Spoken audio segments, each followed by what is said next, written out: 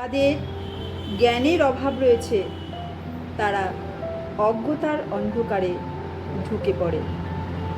দুই ধরনের বিদ্যা আছে, জড়জাগতিক ও পারিমার্থিক। যেহেতু মানুষ শুধু জড় বিদ্যায় শিক্ষিত হয়, তাই তারা মনে করে যে জড়া প্রকৃতিতে যত রকম কাজকর্ম হয়ে চলেছে সবই বুঝি আপনা থেকেই হচ্ছে।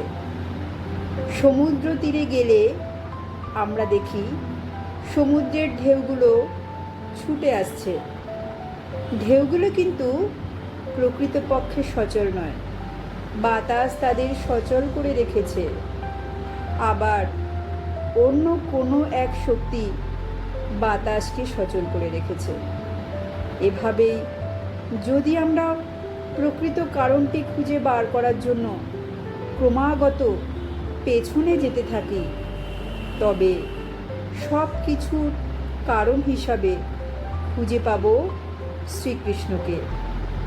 তিনি সব কিছুর নিয়ন্তা, সর্বকারণের পরম কারণ।